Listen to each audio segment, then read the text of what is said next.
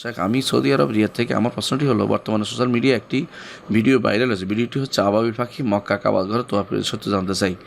মোহাম্মদ তাজউদ্দিন, মানুষের বোধহয় খেয়ে দিয়ে কোনো মিথ্যাচার ছাড়া কোনো কাজ নেই, এবং তারা কেউ কেউ কারামতি জাহির করা বা কোনো কিছু নতুন কিছু প্রচার করা একটু মানুষের স্বভাবে পরিণত হয়েছে। এটা একটা মিথ্যাচার, এতে কোনো সন্দেহ নেই।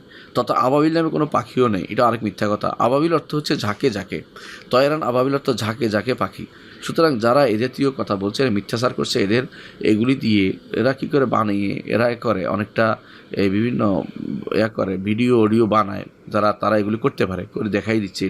এটা দিয়ে আমাদের ইসলাম প্রসার করার কোনো প্রয়োজন নেই। এই জন্য এদের এই সমস্ত জিনিস শুনবেন না এবং মানবেন না, সেদিকে তাকাবেন না, এবং এগুলিকে ডিলিট করবেন, এবং যারা প্রসার করবেন না, এবং যারা করে তাদেরকে সাবধান করবেন।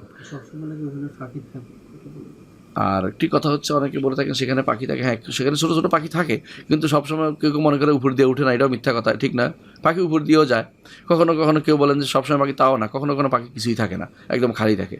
তো এটা হচ্ছে কখনো পাখি আসে, সেখানে আসে খালি জায়গায়, যেহেতু পাখি আসবেই, পাখি আসবে, পাখি যায়, আসা যাওয়া করে, এদিক সেদিক ঘুরে ফিরে তওয়াফ করে, এটা মিথ্যা কথা। কোনো তওয়াফ নেই সেখানে, পাখিরা কোনো তওয়াফ করে না।